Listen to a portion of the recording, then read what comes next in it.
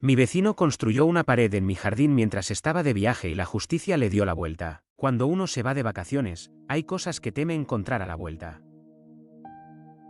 Una tubería reventada. Una ventana rota por el viento. El jardín más seco de lo que esperaba porque el sistema de riego falló. Cosas que duelen pero que tienen solución. Cosas que uno puede arreglar con tiempo, con dinero, con paciencia. Lo que yo encontré cuando volví de mis 3 semanas de vacaciones no era ninguna de esas cosas. Era una pared. Una pared de obra. De ladrillo y cemento. Sólida, recta, de 1,5 metros de altura. Construida con la precisión de alguien que no tenía prisa porque sabía que nadie lo estaba mirando. Construida exactamente en el medio de lo que hasta 3 semanas antes había sido mi jardín trasero, dividiéndolo en 2 mitades con la autoridad de quien ha decidido unilateralmente que lo que era tuyo ahora es compartido. Me bajé del coche con las maletas todavía en el maletero. Me quedé parado frente a ella durante un tiempo que no sé calcular porque el cerebro tarda un momento en procesar algo que no tiene ningún sentido. Luego fui a buscar a mi vecino para pedirle una explicación. Lo que me dijo fue lo más tranquilo y lo más absurdo que he escuchado en mi vida. Me dijo que la pared estaba en su terreno. Que siempre había sido su terreno. Que si yo tenía alguna duda al respecto podía consultarlo con un abogado. Y ahí empezó una historia que duró 3 años, que me costó una cantidad de dinero que todavía me duele pensar, y que me enseñó más sobre el sistema judicial, sobre los registros de propiedad, sobre los vecinos y sobre la naturaleza humana de lo que hubiera querido aprender nunca. Pero también es la historia de cómo la justicia, que en un primer momento pareció darle la vuelta de la manera más increíble posible, terminó siendo exactamente lo que su nombre dice que es. Me llamo Alberto. Tengo 44 años. Y esto es lo que pasó. La casa la compré hace 8 años. Una casa adosada de 2 plantas con jardín trasero, en una urbanización tranquila a las afueras de la ciudad donde trabajo. No era la casa de mis sueños en el sentido cinematográfico de la expresión, pero era exactamente lo que necesitaba: espacio suficiente, buen precio para la zona, vecindario tranquilo. Y ese jardín trasero que cuando lo vi por primera vez pensé que iba a ser el lugar donde iba a pasar mis mejores tardes de verano. El jardín medía aproximadamente 120 metros cuadrados según la escritura. Un rectángulo limpio, con acceso desde la cocina a través de una puerta de cristal, con un par de árboles medianos que le daban sombra en la parte del fondo y con tierra suficiente para plantar lo que uno quisiera.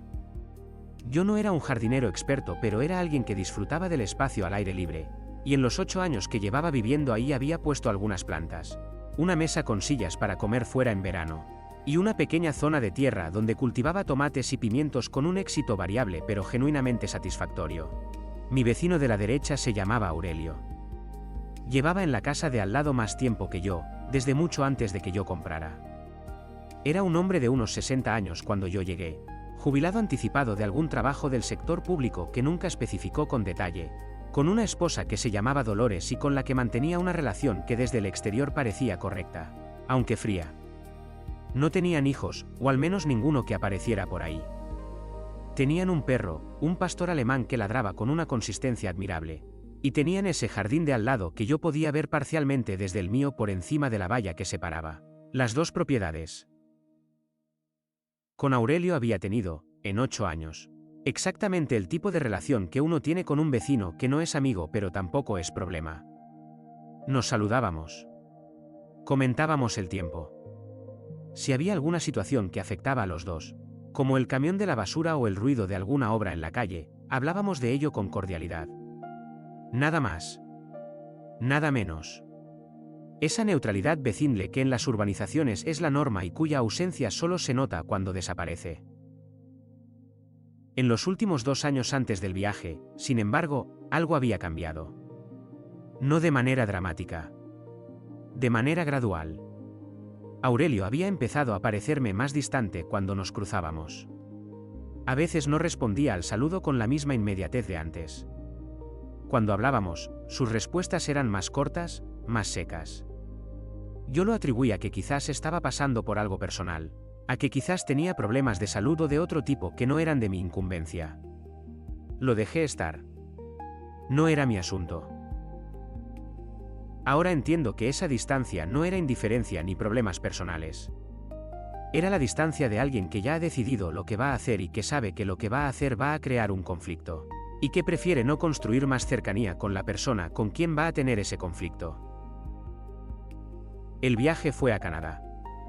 Un viaje largo que llevaba años planeando. 3 semanas visitando a mi hermano que vive allá desde hace 10 años y a quien veía poco por la distancia. Salí un viernes de agosto con la maleta lista y con esa ligereza específica de quien sabe que durante 3 semanas no va a tener que preocuparse por nada que no quiera. Le pedí a una amiga que vivía cerca que pasara a regar las plantas un par de veces. Todo en orden. Volví un domingo a las 11 de la noche.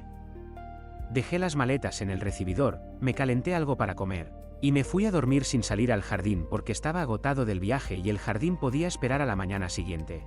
La mañana siguiente fue cuando lo vi. Lo que sentí al abrir la puerta de cristal de la cocina y encontrar esa pared donde 3 semanas antes no había. Nada no tiene nombre exacto en el lenguaje cotidiano.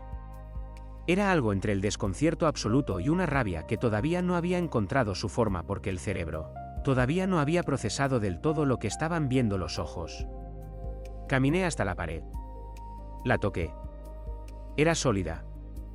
Era nueva, el cemento todavía tenía ese color más claro que tiene cuando no lleva mucho tiempo. Era real. Medí con los ojos la distancia desde la pared hasta mi casa, aproximadamente la mitad del jardín. Lo que antes eran 120 metros cuadrados míos había quedado dividido. Unos 60 metros de este lado de la pared, que seguían siendo accesibles desde mi casa, y otros 60 metros al otro lado, que ahora solo eran accesibles desde el jardín de Aurelio, con quien la pared compartía un extremo. Fui al timbre de Aurelio. Llamé. Tardó en abrir. Cuando abrió, su expresión era exactamente la de alguien que estaba esperando esa visita y que había decidido de antemano cómo manejarla. ¿Tranquila? Casi aburrida. Le pregunté qué era esa pared y por qué estaba en mi jardín. Me dijo que no estaba en su jardín. Que estaba en el lindero correcto entre las dos propiedades. Que él había contratado a un topógrafo que había verificado las medidas según el registro de la propiedad y que la pared estaba exactamente donde tenía que estar. Que si yo tenía alguna objeción podía revisar mis propios documentos de compra. Lo miré durante varios segundos. Le dije que el lindero entre nuestros jardines siempre había sido la valla que estaba ahí desde que yo compré. Que esa valla llevaba 8 años en el mismo lugar. Me dijo que la valla estaba mal puesta desde el principio. Que él llevaba años sabiendo que había un error en el lindero y que finalmente había decidido corregirlo. Cerró la puerta. Entré en casa. Saqué las escrituras de la compra. Busqué el plano del catastro que el notario me había dado cuando compré. Lo estudié durante 1 hora, comparando medidas, ángulos, puntos de referencia. No era topógrafo. No podía determinar con certeza absoluta qué decía ese plano sobre el lindero exacto. Pero lo que veía no me hacía pensar que Aurelio tuviera razón. Llamé a mi abogado esa misma tarde. Un abogado generalista que había gestionado la compra de la casa y con quien había tenido contacto puntual después. Le expliqué lo que había encontrado. Me escuchó con atención.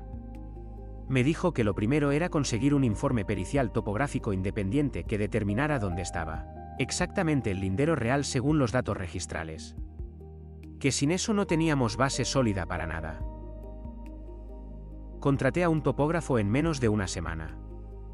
Fue a la propiedad, tomó medidas, revisó los datos del catastro y del registro de la propiedad, y emitió su informe 10 días después. El informe decía que el lindero original entre las dos propiedades correspondía a la posición que había ocupado la valla durante los 8 años anteriores. Que la pared que Aurelio había construido se adentraba entre 75 centímetros y 1 metro dentro de mi propiedad, dependiendo del punto del lindero que se midiera, lo cual en una longitud total del jardín de unos 15 metros frontales equivalía a una apropiación de entre 11 y 15 metros cuadrados de mi terreno. 11 a 15 metros cuadrados. No era una cantidad enorme en términos absolutos. Pero eran mis metros cuadrados. Mis metros cuadrados que alguien había decidido tomar mientras yo estaba en Canadá comiendo pancakes con mi hermano. Con ese informe, mi abogado presentó una reclamación formal.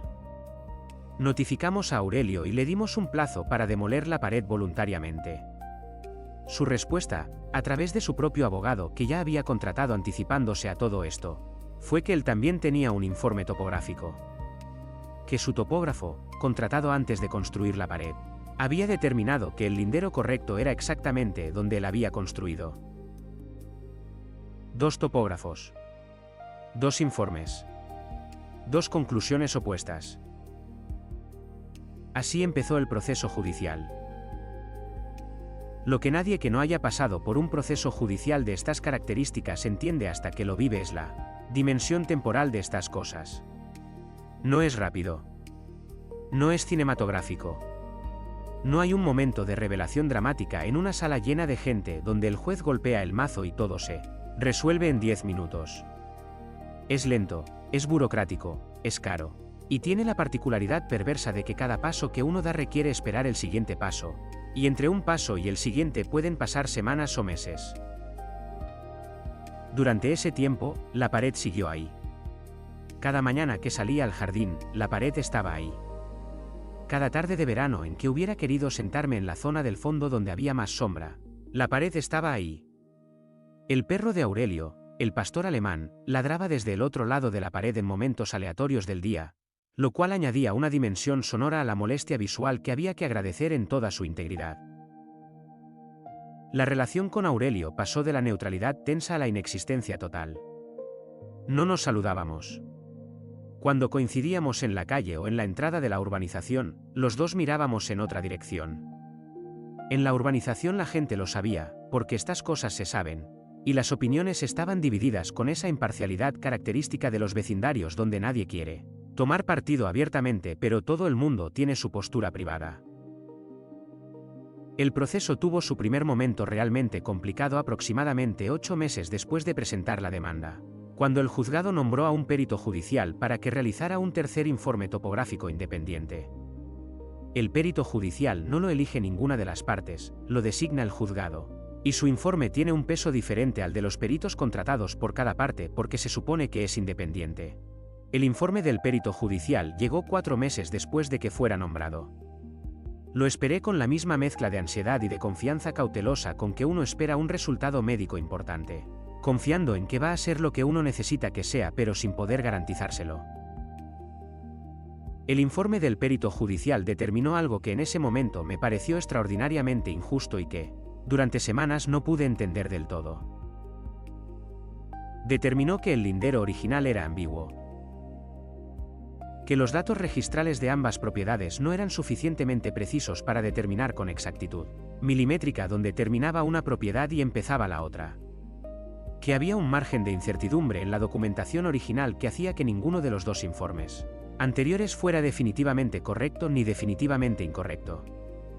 Y que en esa situación de ambigüedad, y dado que la pared había sido construida y era una estructura ya existente, la solución que recomendaba era que el lindero se estableciera en el punto medio entre las dos posiciones disputadas. El punto medio entre las dos posiciones disputadas equivalía a que Aurelio conservara aproximadamente la mitad de lo que había tomado con la pared. Que demoliera la otra mitad y reconstruyera en el nuevo lindero. Y que los costos de la reconstrucción se repartieran entre los dos. Que yo pagara parte del costo de una pared que no había pedido, que se había construido en mi terreno mientras estaba de vacaciones, para terminar con un jardín más pequeño de lo que tenía antes. Eso fue lo que el perito judicial recomendó. Eso fue lo que el juez, en la sentencia de primera instancia, adoptó casi literalmente. La sentencia llegó 1 año y medio después de haber presentado la demanda. La leí en el despacho de mi abogado, y cuando llegué a la parte dispositiva, a la parte que decía lo que se ordenaba hacer, tuve que leerla 2 veces porque no podía creer que lo que estaba leyendo era real. No solo no recuperaba el terreno completo. Tenía que pagar. Mi abogado me explicó la lógica judicial con paciencia. Me dijo que el concepto de ambigüedad registral era real y que el juez lo había aplicado de manera técnicamente correcta. Que la doctrina jurídica establece que cuando los linderos son ambiguos, Lo que determina la posesión puede ser el uso continuado. Y que Aurelio había argumentado que esa franja de terreno había sido usada por él de manera continuada durante años antes de construir la pared. Que construir la pared mientras yo estaba fuera era un acto de mala fe que el juez reconocía, pero que en términos de resolución no era suficiente para variar la conclusión sobre el lindero. Le pregunté si podíamos apelar. Me dijo que sí, que teníamos argumentos. Que el comportamiento de Aurelio de construir sin notificación previa mientras yo estaba fuera era un elemento que en una segunda instancia podía tener más peso. Que el timín, el hecho de que hubiera esperado específicamente a que yo me fuera de vacaciones para construir, era demostrablemente calculado y que eso tenía relevancia jurídica que el juez de primera instancia había minimizado. Decidí apelar. Mientras el proceso de apelación avanzaba, algo cambió en la situación que nadie había previsto. Un vecino de la urbanización, un hombre llamado Gregorio que vivía 2 casas más allá y con quien yo tenía una relación cordial aunque no íntima, se acercó a mí en la calle una tarde y me dijo que quería contarme algo. Me dijo que el verano anterior, el verano en que yo me había ido de vacaciones, él había visto desde su jardín cómo llegaban los obreros a casa de Aurelio. Había visto la construcción. Y había visto algo más, había visto a Aurelio hablar con los obreros, indicarles medidas, señalarles dónde colocar las estacas que marcarían el trazado de la pared. Y en uno de esos momentos, Aurelio había sacado un papel, un plano o un documento de algún tipo, y había señalado en él y luego había señalado hacia el lado de mi jardín, y los obreros habían movido las estacas hacia ese lado. Gregorio no lo había entendido en ese momento. No sabía lo que significaba. Pero cuando se enteró del juicio y de lo que Aurelio había hecho, lo recordó. Y lo más importante, lo recordó porque lo había fotografiado. No intencionalmente, no como evidencia de nada, sino porque ese día estaba tomando fotos de su propio jardín para enviarlas a un familiar que le estaba ayudando a diseñar una zona de riego, y en el ángulo de algunas de esas fotos aparecía el proceso de construcción de la pared en mi jardín. Las fotos tenían fecha y hora incorporadas en los metadatos, porque las había tomado con el teléfono y los teléfonos guardan esa información automáticamente. Le pedí a Gregorio que me las enviara. Se las envié a mi abogado esa misma tarde. Mi abogado las analizó y luego llamó a un perito informático para que certificara la autenticidad de los metadatos y confirmara que no habían sido manipulados. Lo que esas fotos mostraban era a Aurelio, claramente reconocible, supervisando la colocación de las estacas que definirían el trazado de la pared, con un documento en la mano, en un ángulo que mostraba que las estacas habían sido movidas después de que él señalara algo en ese documento. Y la posición final de las estacas, que era la posición donde después se construyó la pared, estaba visiblemente dentro de lo que era mi jardín según la valla original que aparecía al fondo de algunas de las fotos. Era la evidencia de que Aurelio no había construido donde él creía que era el lindero correcto. Era la evidencia de que había supervisado activamente la colocación de una pared sabiendo que se adentraba en mi propiedad. Esa evidencia fue lo que cambió la apelación. El Tribunal de Apelación, con las fotos certificadas y con el testimonio de Gregorio, que aceptó declarar como testigo, valoró la situación de manera diferente al juez de primera instancia. Lo que antes se había calificado como una disputa sobre un lindero ambiguo se convirtió, con esa evidencia adicional, en una situación donde había indicios claros de actuación de mala fe. El tribunal determinó que la construcción había sido deliberadamente invasiva, que Aurelio había aprovechado la ausencia del vecino para crear un hecho consumado que después intentó legalizar a través de un topógrafo contratado a su medida, y que permitir que se beneficiara de esa estrategia era contrario a la equidad y a los principios básicos del derecho de propiedad. La sentencia de apelación ordenó la demolición completa de la pared y la restitución del lindero a la posición original, que era la de la valla anterior.